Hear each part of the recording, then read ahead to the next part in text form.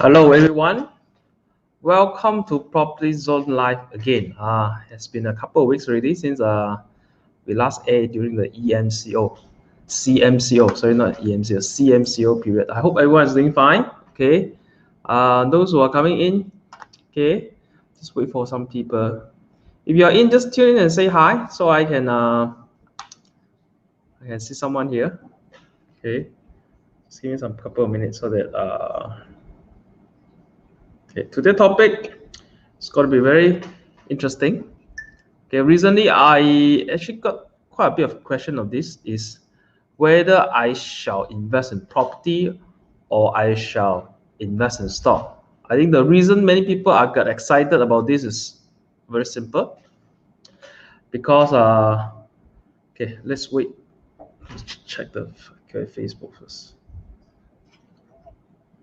Okay, so let's see if it goes on live. Okay.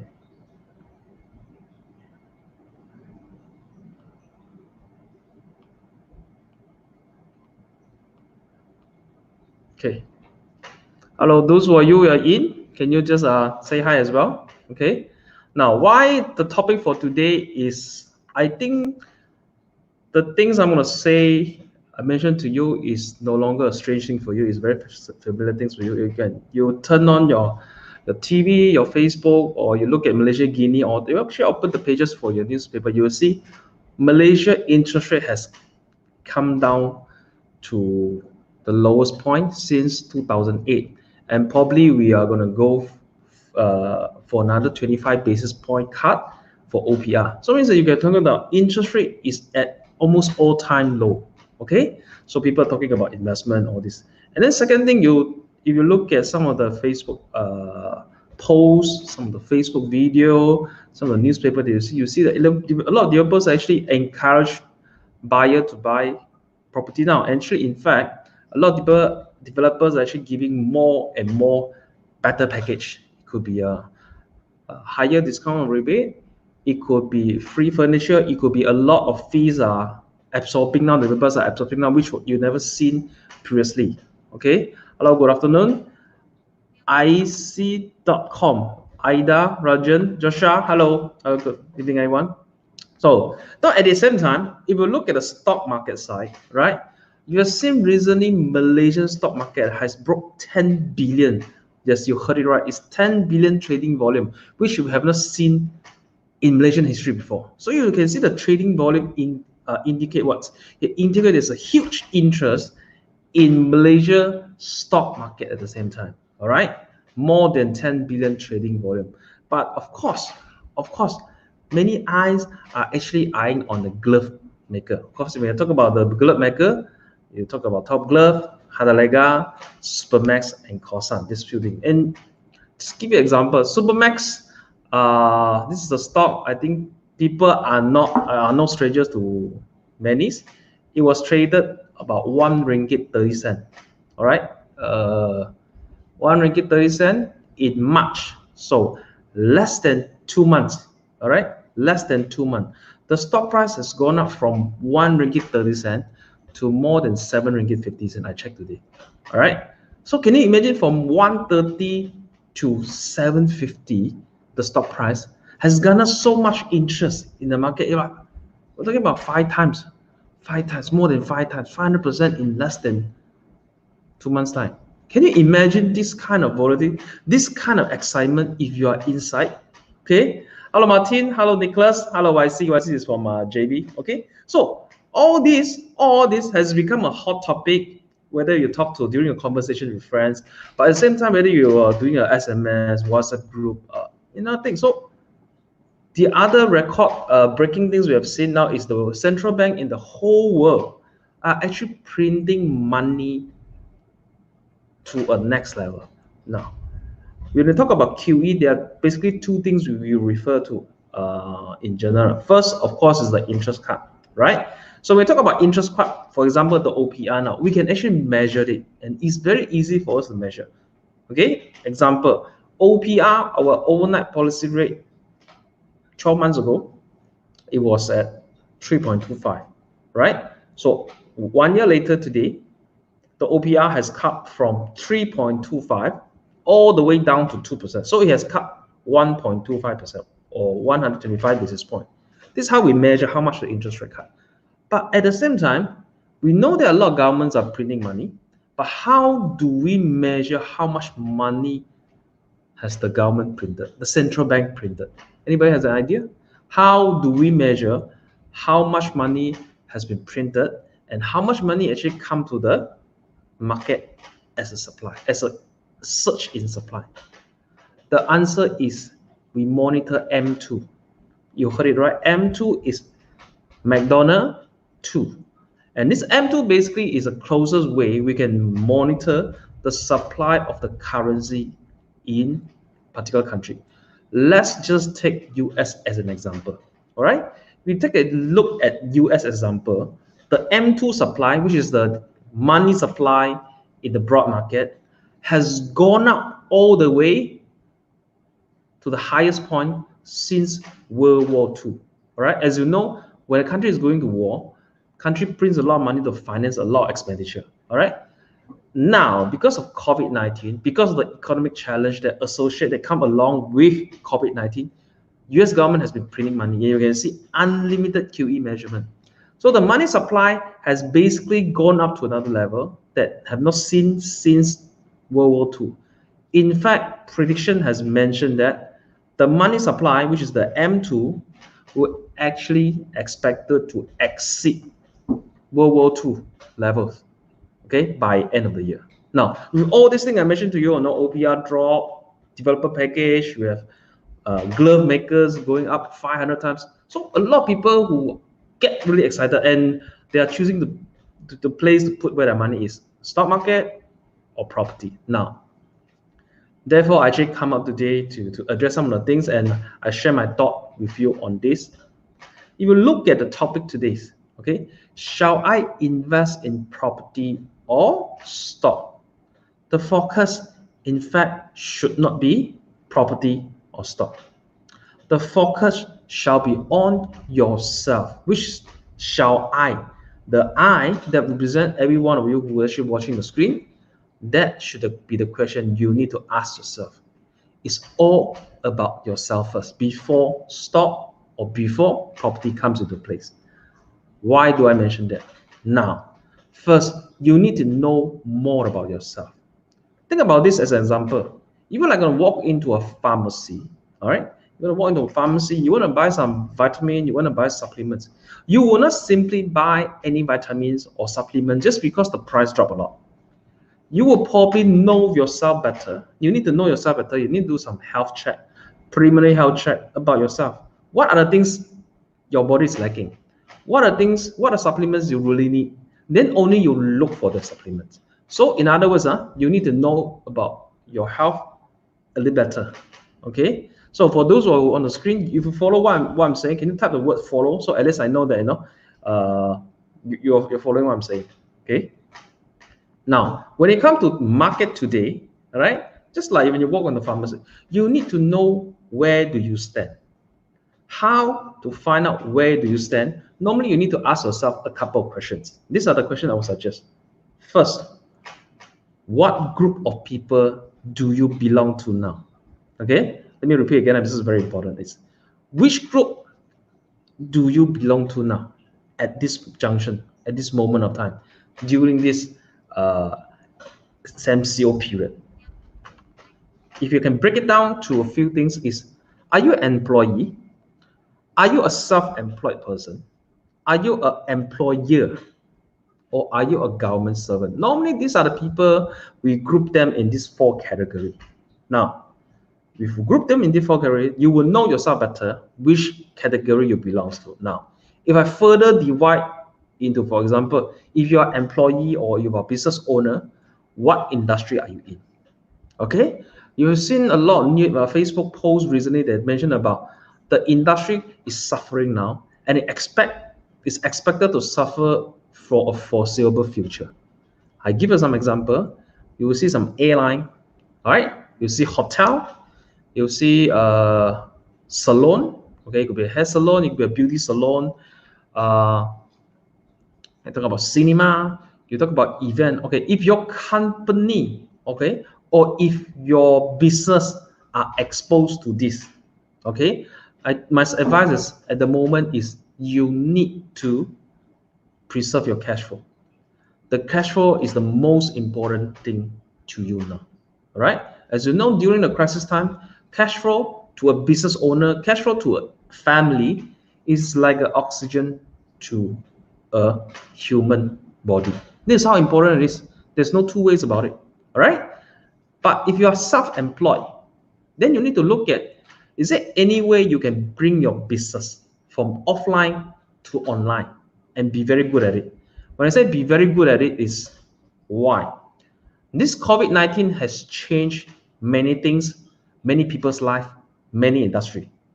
But at the same time, there are so many negative impact. Okay, you heard me right. There are so many negative impact derived from COVID-19 or the lockdown. But there's one thing COVID-19 has done is they actually have brought forward digitalizations.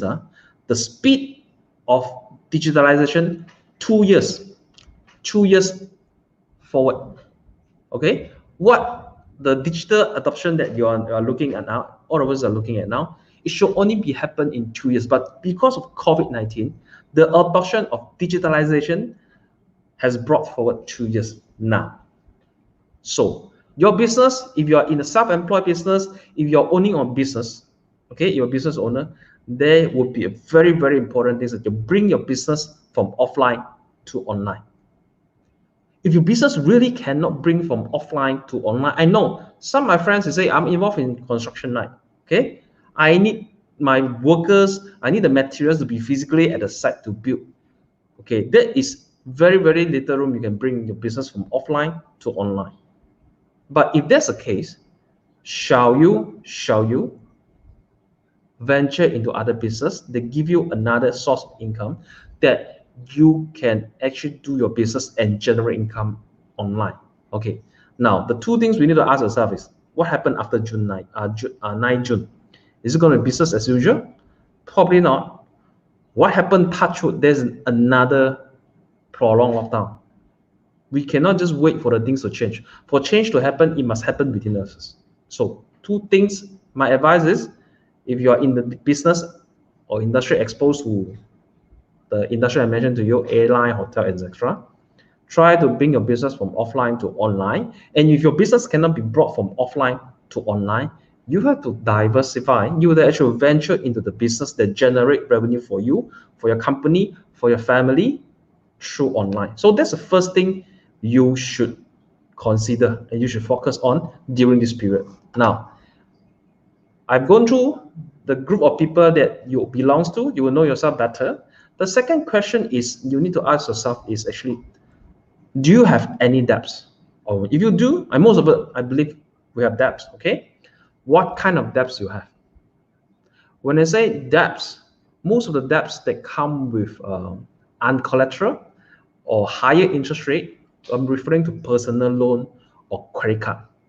All right. If you do have outstanding balance in your personal loan or your credit card, my advice is take the moratorium from your house loan, from your car loan, and this 6-month moratorium. Okay, this is a good example. Okay, let's say your car loan plus your house loan total every month is 5,000. All right, this 6 months, if you opt in for this moratorium, 5,000 times 6 months, you're talking about 30,000 cash. All right, cash flow.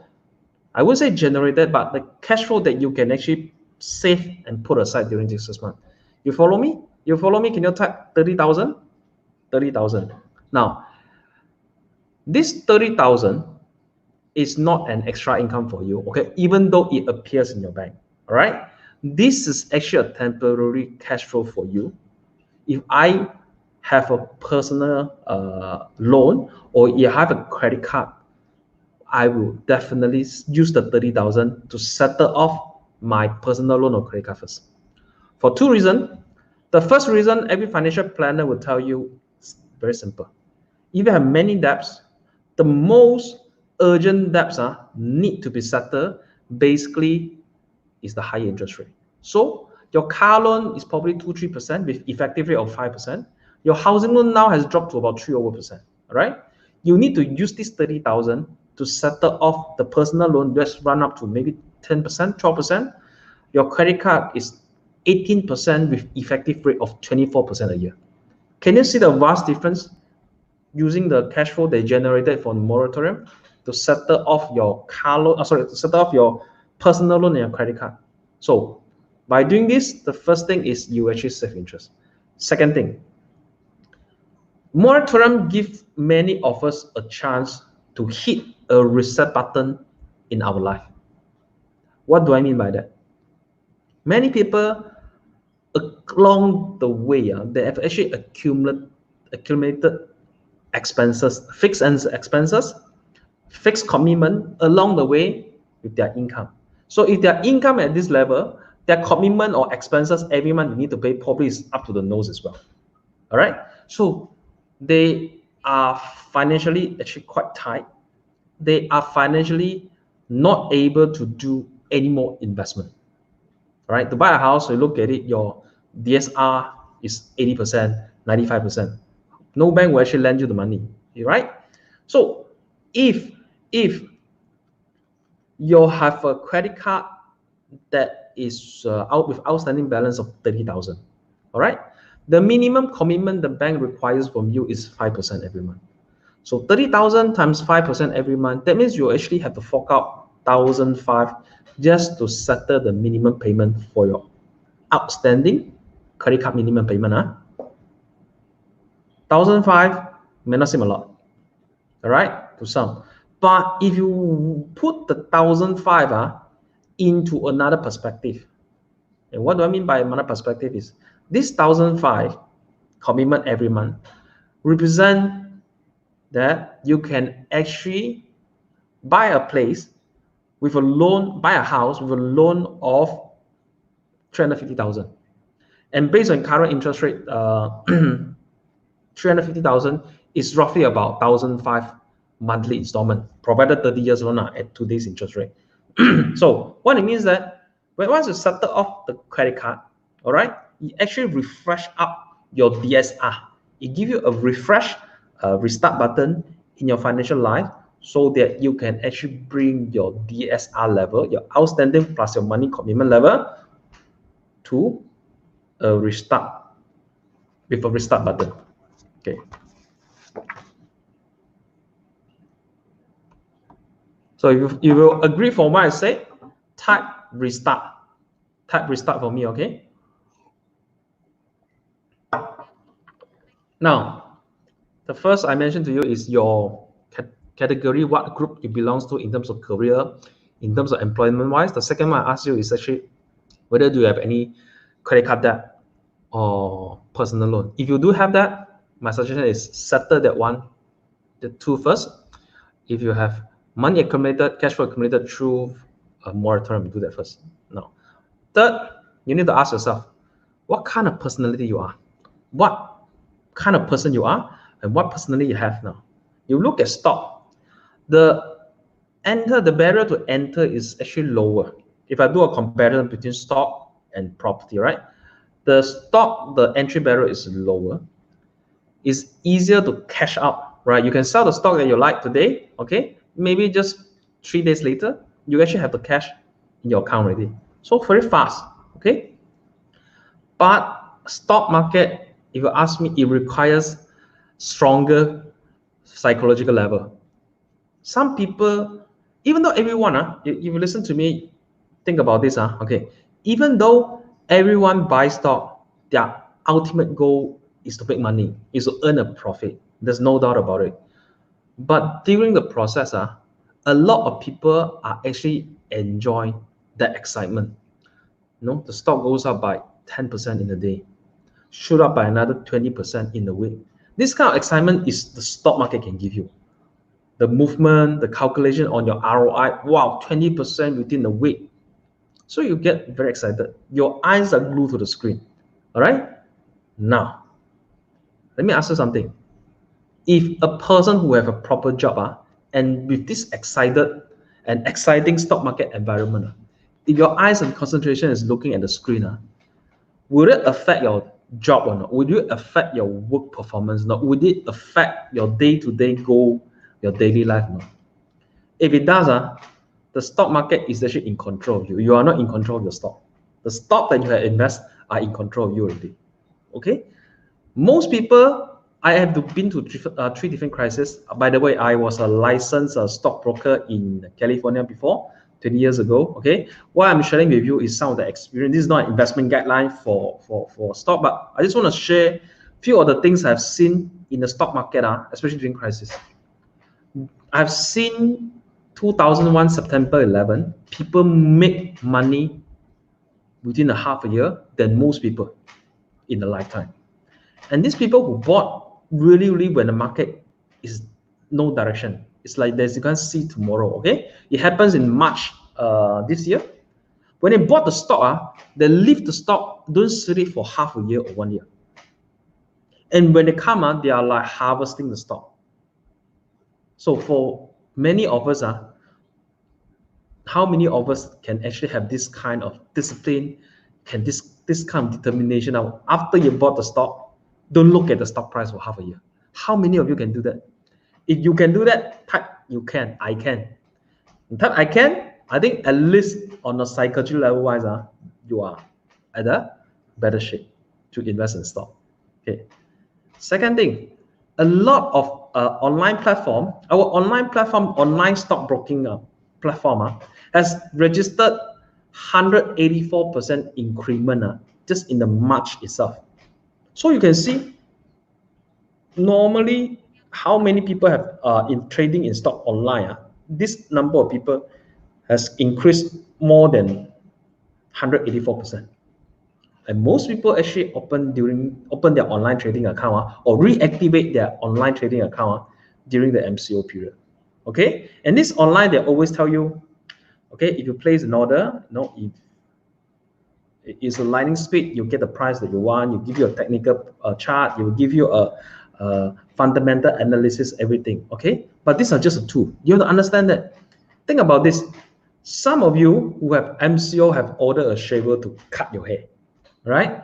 If you look at the advertisement, you look at the description of the product, they will tell you this steel, this knife is very sharp, is made of stainless steel produced in Germany or whatsoever, and it's very easy to operate and so on and so on. But once you cut your own hair, even they give you the best shaver in the world, if the things that come as good as it advertised, all right, when you actually want to cut your hair, most of the time, it will not turn out the shape that you want, not the hairstyle that you want, not the hairstyle you have hoped for. You're stuck. All right? Why? Because sometimes it's not just the platform, the operating platform that's important. What sometimes matters more is actually your psychological level and also your field experience in this. So having a superb online trading platform without a good psychological level and field experience, maybe stock could be a risky game for you. Let's look at property.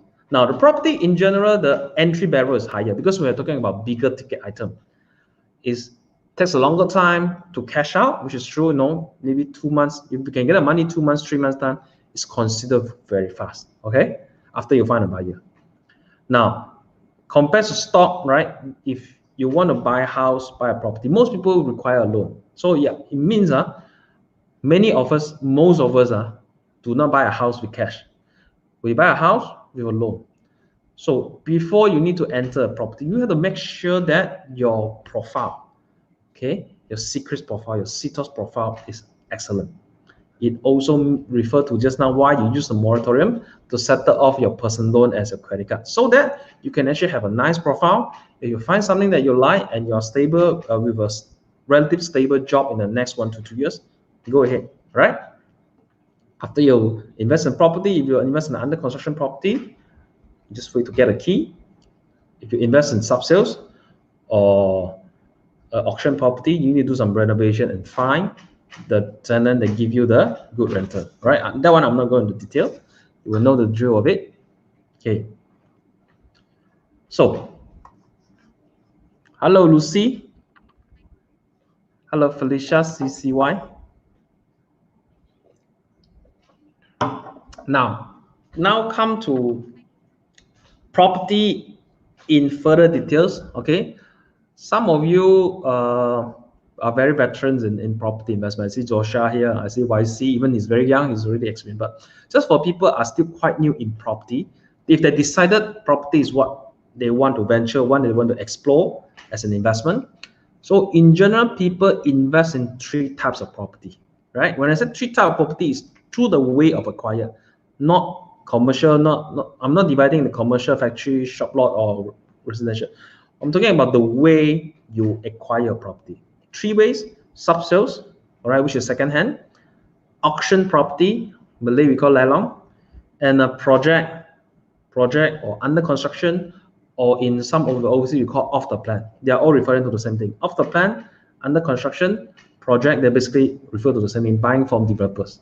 Now, sub-sales and option in general, they require higher down payment, especially in auction. All right. So when you actually do sub-sales, when you invest in property through sub-sales and auction, you need to prepare more than just 10%. Why? Because the 10% is just a down payment. You won't be sure whether the bank will lend you 90% or not, right?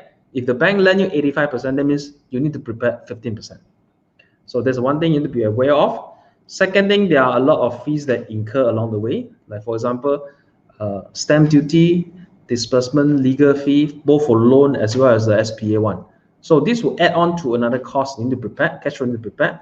And of course, don't forget about it. If you buy a sub-sale property or you buy lelong property especially, you need to allocate certain money to renovate the touch of the place. Right? It may not be a lot. It doesn't have to be a lot because you're buying for investment, but probably you need to allocate, and this money has to be in cash form. So in example like this, if you buy a 500,000 house, right, through sub-sales or through option, you need to prepare more than 50%. You need to allocate at least 25% of your purchase price, just be on the safe side. So 500,000, you're talking about you need to prepare 125,000, 130,000, depending on how much money you want to renovate and you want to spend on renovation. Okay. Then second thing is, if your eyes is on auction and sub-sale, you're looking for good price. Yes, there are some probably good deals that you are aware, right? It's coming to the market. But most of the time you see now, people who are actually having a housing loan, they are in better position than 97, 98 time. And why? Because of 6-month moratorium. All right. For most people, for employee levels, right, even though their income is substantially or partly reduced due to this COVID-19, due to this MCO period, they actually have a breather room that they don't have to pay their car loan or house loan for 6 months. So the pressure is not on them to do a fire sales. Okay. But if this thing does persist, most likely after October, after the moratorium period ends, there will be another 2 to 3 months recovery period from the banks, right, to make sure the house can be sold through auction or so on and so forth. So to be on actual fact, some of the people, industry player mentioned that if you really want to look for a substantial discounted price in sub-sale or in auction market, we are probably looking at first quarter of next year. Looking at the timeline, of course, we're talking about assuming things is maintaining where it is now for the next 6 months until year end. Okay, that's first thing. The second thing is, if you're looking in the project, okay, you need to prepare time. When I say prepare time, means that if you buy a project, especially now you will buy a high-rise, for example, a lot of high-rise project, because the land is very expensive, developers tends to build higher floor. So from last time standard 3 years to build a high-rise, now has become 4 years, 48 months. Some runs into 54 months if the building is very tall, right? As you know, the taller the building, it takes longer time to complete. So if you are looking to invest in project, so other than preparing the documents, you need to allocate times for your investment time zone, 3 years, 4 years, so on and so forth. Okay. But of course, with this COVID-19, even before that, a lot of people are giving a lot of better package that allows you no need to pay a lot of fees like legal fee, disbursement. Some of them absorb your loan stamp duty. So you calculate buying a property, let's say 500,000, you probably can save 30,000, 50,000 in terms of the cash flow for the down payment, in terms of the fees they incur for your under construction purchase. So there's a good thing about it. So it really depends what kind of property that you want to acquire through one of these three methods. Okay, so it's 30 minutes already, so I'm probably coming to almost the end of the session. But I just one thing I want you to take away with is that if you're currently already buying a house, make a booking to buy a house, or you have a client, if you're in the line, you have a client have booked the unit to buy a house, my advice is get the loan approved as soon as possible. That means submit the full documents, don't delay, don't procrastinate, submit the loan to the banks as soon as possible. Why? Because the approval most likely going to be more stringent, stricter as the months goes by. Why? Because some banks have already come out and notice they are very selective in the industry. If you come of the so-called high-risk industry, they will probably, even you're not suffering pay cut, all right? But your income, maybe you earn 10,000 a month, all right? Without no pay cut, so without pay cut, the banks will still take your 10,000 as 60% or 50%. So as it goes, probably more industry is coming to this high-risk industry definition by the bank. So the more you wait, the tougher you're going to get your loan approved. That's first thing, industry-wide. Second thing, interest rate is coming down. So when the interest rate is coming down, it also means another thing for the bank. It means the interest income for the bank is coming down, right? Bank used to be able to earn 4.5% on your housing loan. Now they can only make about 3%. So can you imagine the drastic change of their interest income revenue stream? It's huge. So if you put yourself in the bank positions, when you earn very high profit margin, you will be a little bit more aggressive, a little bit more adventurous in lending out loan. But when the loan interest, your interest income has come down so much to record low, let's say 3, now it's 3.2%. One of my loan is actually 3.2%. If you put yourself in the bank shoes, you're going to be very, very stringent. You're going to be very, very selective in choosing your client. You only want the best of the best clients because you're only earning about 3% interest income from your loan customer. Okay, so with these two things, the banks are putting up a list in terms of high risk industry for them to lend out the money. But at the same time, because of interest rate drop, they will be more selective, more stringent in approving the loan. So if you're buying a house, get your loan approval as soon as possible. If you are in a property sales line, advise your clients to get their documents as soon as possible. Okay, so with this, I'm going to end the session for today. So if you can hear me, if you take something from my advice today, can you just say learn, L-E-A-R-N-T, learn something from my session today? I hope that whatever I share with you, it does give you some insight. So with this, thank you very much and good night, everyone. See you very soon. Okay.